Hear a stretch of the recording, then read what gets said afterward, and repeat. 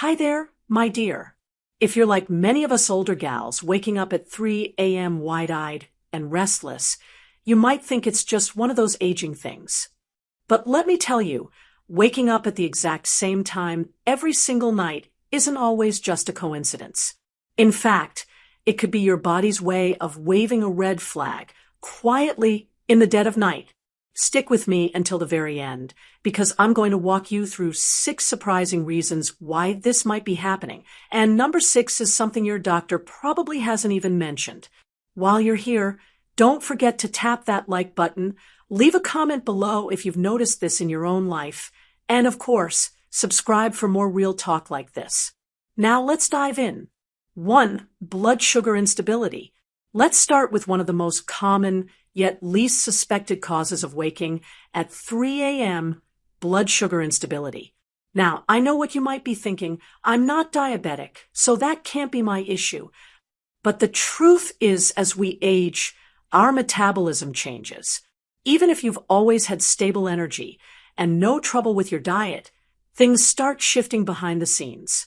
Here's what happens when you go to bed. Your body needs a steady, gentle supply of glucose to fuel your brain and nervous system throughout the night. If your dinner was too light, too early, or too heavy in refined carbohydrates without enough protein or fat, your blood sugar can dip while you sleep. That dip triggers an emergency response in your body. The adrenal glands, those little triangle-shaped glands above your kidneys, jump into action and release stress hormones like adrenaline and cortisol. They're doing their job, raising your blood sugar to keep you safe. But unfortunately, those same hormones also wake you up. Suddenly, it's 3 a.m. Your heart is beating a little faster. You might feel anxious, warm, or just wide awake for no reason. That's the hormone surge talking. I remember going through this myself, night after night, waking up right around the same time. It felt like clockwork. Once I started keeping a food diary and noticed the patterns, it all started to make sense. What helped me was having a tiny protein snack before bed. Something like a boiled egg, a spoon of almond butter, or a little piece of leftover chicken. Not a full meal, just enough to keep my blood sugar steady. And I can't emphasize this enough. Don't eat sugar or crackers thinking that'll help. What your body needs is slow-burning fuel, not a spike. If this sounds familiar, it's worth talking to your doctor.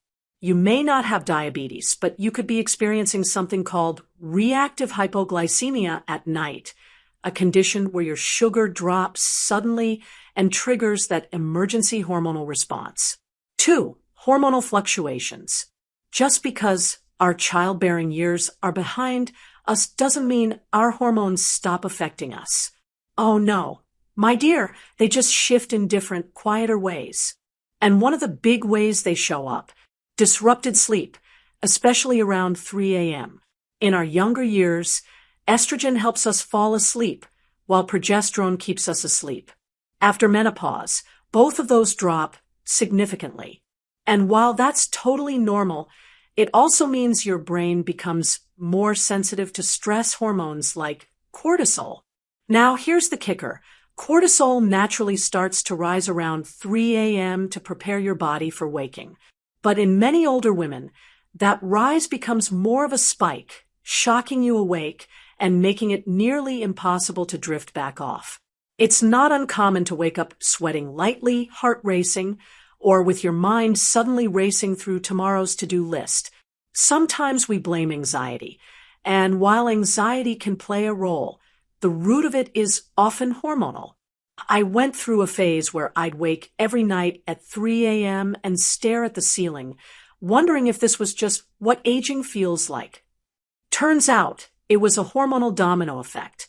What helped me? I started winding down earlier in the evening. No screens after 8 p.m., more magnesium-rich foods like leafy greens and pumpkin seeds, and I added a natural progesterone cream, under medical guidance. Even subtle hot flashes or internal temperature shifts can wake you up without you even realizing what disturbed you. You might not feel hot exactly, but your body becomes uncomfortable enough to kick you out of deep sleep. And don't forget, melatonin levels also decline with age. That's the hormone that tells your body it's time to sleep. If you're not producing enough, your sleep won't be as deep or restorative, making it easier to wake up and harder to fall back asleep. 3. Liver function issues. Now, this one might surprise you.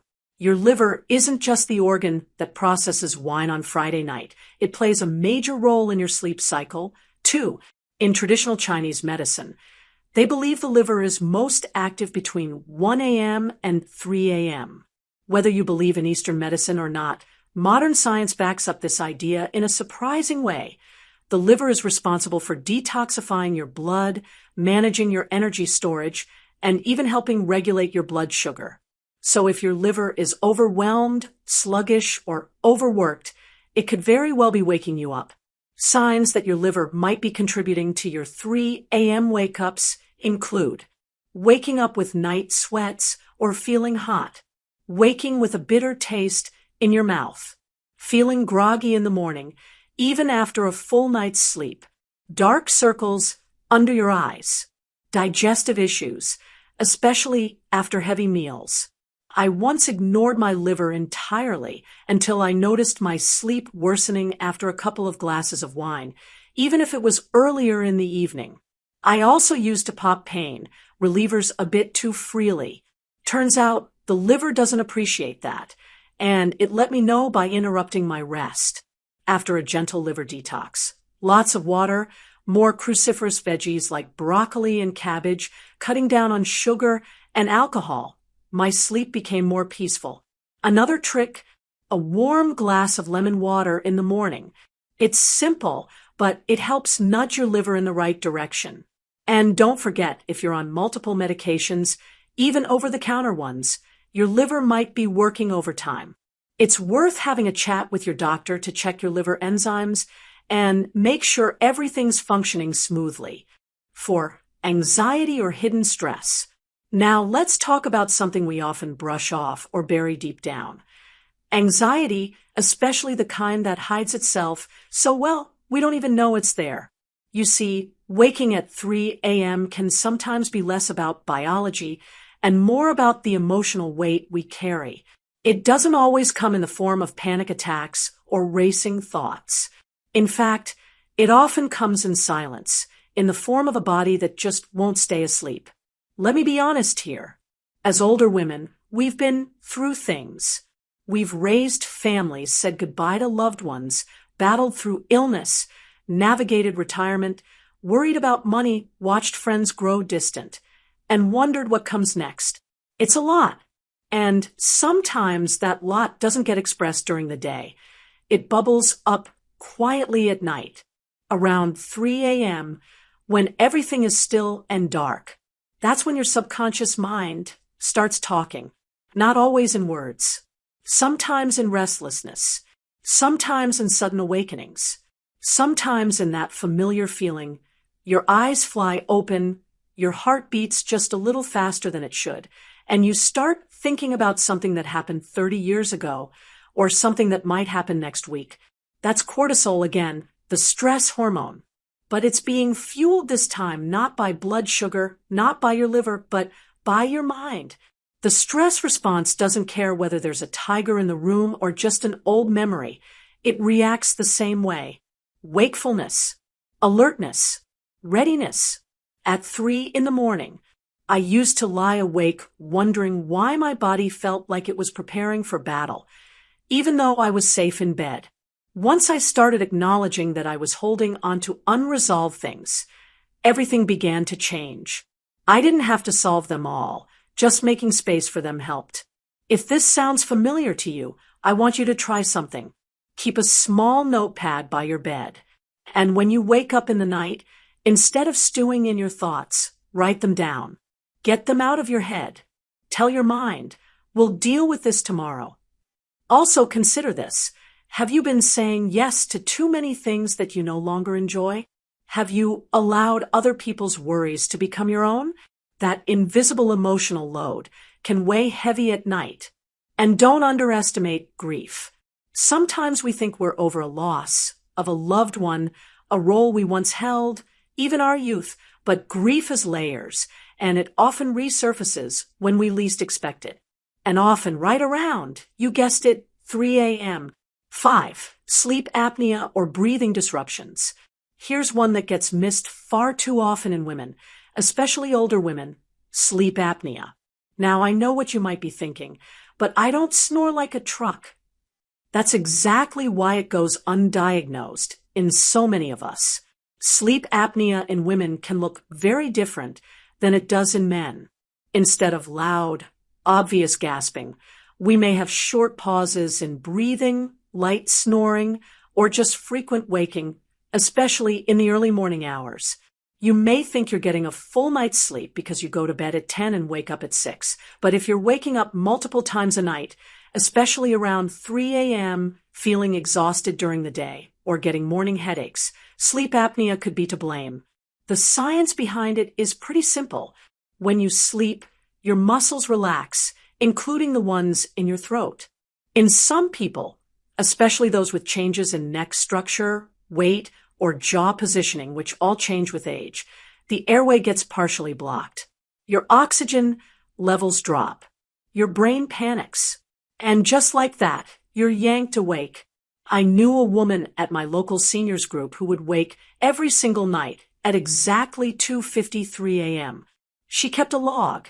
She thought it was just her internal clock, but she was also constantly tired during the day. Finally, her daughter encouraged her to do a home sleep study, and wouldn't you know it, moderate sleep apnea. She didn't need a big machine. She ended up using a small nasal device that kept her airways open and said her 3 a.m. awakening stopped within a week. Also, if you've gained a bit of weight recently, and hey, no judgment, most of us do, that can make apnea worse.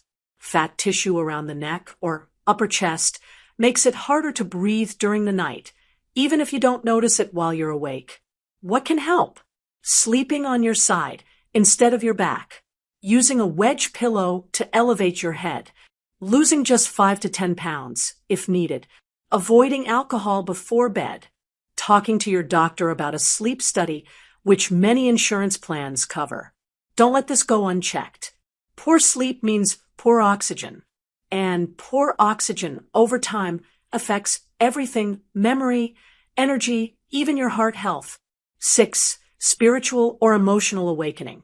Now, I want to go a little deeper into something that can't be measured by a blood test or solved by a pill. Have you ever heard people call 3 a.m. the spiritual hour, the veil hour? In many cultures, it's believed to be the time when the barrier between the physical world and the spiritual world is the thinnest, whether or not you're religious. It's fascinating how many people experience emotional awakenings, life-changing insights, or inner callings right around this time. And let me tell you, aging is not just physical. It's spiritual. We're shifting into a new phase of life. The children are grown.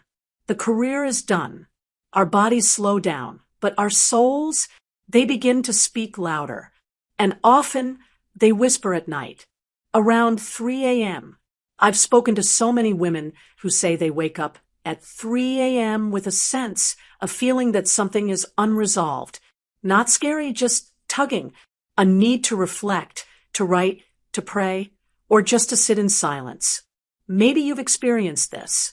You wake up not with panic, but with clarity.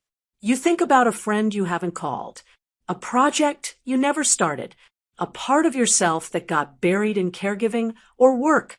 This could be your soul knocking. I believe that in old age, we don't just sleep lighter because our bodies change. We sleep lighter because our spirits want us awake sometimes. To listen, to evolve, to grow. Yes, even in our 70s and 80s. So if you find yourself waking at 3 a.m. and you've ruled out the physical causes, maybe, just maybe, it's a call to go within. When this happens to me, I don't fight it. I light a candle, sip warm tea, and write down whatever comes to mind. I treat it as sacred time. And more often than not, after doing that, I fall back asleep peacefully. You're not broken. You're awakening.